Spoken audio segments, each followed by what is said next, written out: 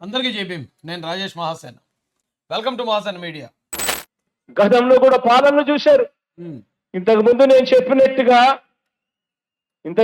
చెప్పినట్టుగా 14 ఏళ్ళు ముఖ్యమంత్రిగా పరిపాలన చేసిన పాలన చూశారు. 3 సార్లు ముఖ్యమంత్రిగా ఆయన పాలన చూశారు.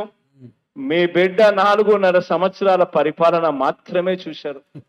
కానీ నేను చెప్పినటివి ఇవన్నీ కూడా కుప్పం నుంచి ఇచ్చాపురం వరకు మీ ఇష్టం, ఏ గ్రామాన్నైనా తీసుకున్నా కూడా ఈరోజు మీ బిడ్డ పరిపాలనలో తేడా, మార్పు స్ఫుటంగా కనిపిస్తా ఉంది అని చెప్పడానికి గర్వపడతా ఉన్నా.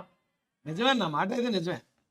తేడా చాలా ప్రస్ఫుటంగా అనిపిస్తుంది చంద్రబాబు నాయుడు గారి పరిపాలనకి ఈ పరిపాలనకి.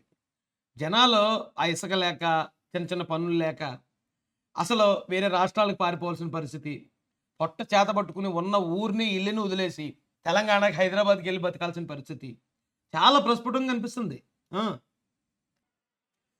ఈరోజు దేవుడు దయతో మీ అందరి చల్లని దీవెనలతో నిజాయితీగా విద్య మీద గాని, వైద్యం మీద గాని, వ్యవసాయం మీద గాని, మహిళా అన్న పనులన్నీ నువ్వేగా చేసావు. విద్య మీద, వైద్యం మీద, వ్యవసాయం మీద, మహిళా సాధికారత, అంతే కదా. 4 మాటలే కదా. ఆ 4 మాటలు కూడా కింద ఎవడో రాత్రి చెప్తావేంటన్నా? ఒకవేళ నిజంగా నువ్వు ఆ మంచి పనులు చేసి ఉంటే నీ బుర్రలో ఉండవా? విద్య మీద ఇక ఇన్ని పనులు చేసాం మనం, ఇంతమంది టీచర్లు ఉద్యోగాలు ఇచ్చాం, ఇన్ని స్కూల్స్ కట్టాం, ఆ స్కూల్స్లో ఇన్ని ల్యాబులు పెట్టాం, పిల్లలు ఇగో 10th క్లాస్లో 99% పాస్ అయిపోయారు. అవన్నీ జరుగుతున్నప్పుడు అది మైండ్లో స్టోర్ అవుతుంది కదా. దాన్ని మళ్ళీ ఎవడో రాసేవలసిన అవసరం లేదు.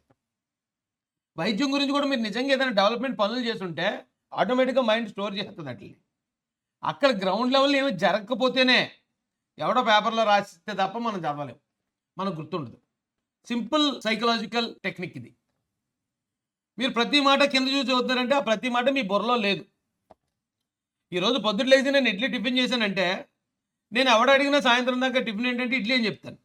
కానీ నేను ఇడ్లీ టిఫిన్ చేసి నేను ఇంకోటి ఏదో అబద్ధం చెప్పాలనుకుంటే ఖచ్చితంగా రాసుకుని పెట్టుకోవాల్సిందే, మర్చిపోతాను. లేకపోతే సేమ్ మీరు చేసేది కూడా అదే.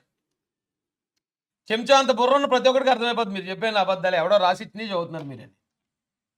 అధికారత మీద కానీ, సామాజిక న్యాయం మీద కానీ, పరిపాలనా సంస్కరణల మీద కానీ ప్రతి రంగంలో, సంస్కరణ కాదు సంస్కరణ, సంస్కరణలో అంటారు. సంస్కరణ అన్నారేటన్నా కూడా ఈరోజు విప్లవాత్మక అడుగులు ఈరోజు రాష్ట్రంలో పడతా ఉన్నాయి. గతంలో ఎప్పుడూ కూడా జరగని విధంగా, ఎప్పుడు చూడని విధంగా ఈరోజు అడుగులు పడతా ఉన్నాయి.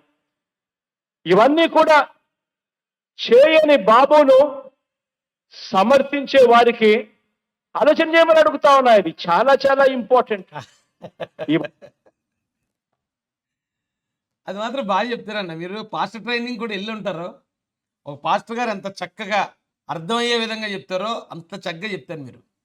అన్న తెలియగడుతాను, నువ్వు నిజంగా అంత మంచి పనులే చేసి ఉంటే మళ్ళీ నువ్వు గెలిచి ఉండాలి, నీ ఎమ్మెల్యేలు అందరూ నీ దగ్గర ఉండాలి, నాలాంటి నీ అభిమానులు అందరూ నీతోనే ఉండాలి. ఈరోజు అది జరగలేదు. ఏమీ చేయలేదంటున్న చంద్రబాబు నాయుడు గారు, నువ్వేం చేయలేదంటున్నావు. 3 సార్లు ఆయన ముఖ్యమంత్రి గెలిచాడు అన్న. ఏమీ చేయనుండి 3 సార్లు గెలిపిస్తారన్న ప్రజలు.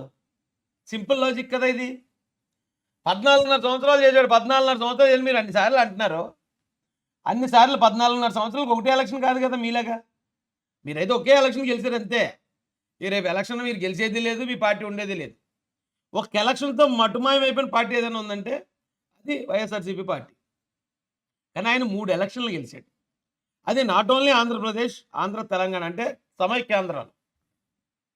అంత పెద్ద రాష్ట్రంలోనే 3 సార్లు జనం ఊరికే గెలిపి తెంగరోళ్ళ జనాలు ఏమన్నా. మీరు ఇప్పుడు ఇన్ని మభ్య పెడుతున్నారు, ఇంత ఇచ్చేసాను అంత ఇచ్చేసానని, ఏదో లవ్ లెటర్లు పంపించేస్తారట ఇంటికి, వీడియోలు పంపించేస్తారు, ఎన్ని మోసాలు చేస్తున్నారు. అయినా మీరు గెలిచే పరిస్థితి లేదని మీకు తెలుసు, నాకు తెలుసు. ఎక్కడ 14.5 సంవత్సరాలు ముఖ్యమంత్రి చేసిన చంద్రబాబు నాయుడు గారికి ఒక్కసారి ఏదో యాక్సిడెంట్లుగా అవకాశం వచ్చిన మనకి పోలికి ఎక్కడన్నా. ఇప్పుడు వరల్డ్ కప్లో ఒకసారి బంగ్లాదేశ్ ఆస్ట్రేలియాని కొట్టేసింది, కెన్యా ఇండియాని కొట్టేసింది. అంత మాత్రాన అవి తోపు టీంలు ఏం కాదు. అంటే ఆ రోజు వాళ్ళ టైం వచ్చింది అంతే. తర్వాత 100 మ్యాచ్లు ఆడితే 100 మ్యాచ్లు కూడా వస్తాయి ఆస్ట్రేలియా, ఇండియా, ఆ బంగ్లాదేశ్ని, కెన్యాని. ఒక్కసారి గెలిస్తేనే ఎగిరేరు పడిపోకూడదు. ఒక్కసారి గెలిపోయినది యాక్సిడెంట్లో కూడా జరుగుతుంది. కాబట్టి మీరు కూడా ఆ బంగ్లాదేశ్, కెన్యా లాంటి వాళ్ళు. తెలుగుదేశం పార్టీ అంటే ఇండియా, ఆస్ట్రేలియా లాంటి టీం అది. ఎక్కువ విజయాలు ఉంటాయి, చరిత్ర ఉంటుంది, దానికి హిస్టరీ ఉంటుంది. మనకి ఏమి ఉండవు, జస్ట్ ఒక గెలుపు ఉంటుంది అంతే. ఆ గెలుపును కూడా నిలబెట్టుకోలేని పరిపాలన చేశారు మీరు. ఎలాగన్నా ఇవన్నీ కూడా చేయని బాబును సమర్థించే వారికి ఇవన్నీ చూస్తే నిజంగా ఎంత కడుపు మండుతుంది. అవన్నీ చేయకపోయినా సమర్థించిన మనుషులు అంటే ఇంకెవరు? ఏపీ ప్రజలు, ఆంధ్ర తెలంగాణ ప్రజలే. ఆయన సమర్థించి 3 సార్లు ఆయన గెలిపించారు. వాళ్ళకి ఎందుకు కడుపు మండుతుందన్న? ఎన్ని జలసిల్ మాత్రలు ఇస్తే ఆ కడుపు మంట తగ్గుతుంది? ఆలోచన చేయమని అడుగుతా ఉన్నా. ఆ జలసీలు మాత్రలు ఇస్తే కడుపు మంట తగ్గుతుందన్న మాట కూడా ఆయన పేపర్లో చూసే చదువుతున్నాడు. ఆయనకేమి ఆ స్పాంటేనిటీ కానీ, అక్కడికక్కడే ఏదో కామెడీగా మాట్లాడడం కానీ, లేకపోతే ఎదుటోళ్ళని ఆకట్టుకునేలా ఏమీ లేదు. జీరో అంతే. ఆయన బ్రెయిన్ ఒక జీరో. ఆ జీరో దగ్గర ఈ పేపర్ పెడతారు. ఆ పేపర్లో ఏది ఉంటే అది యాజ్ ఇట్ ఈస్.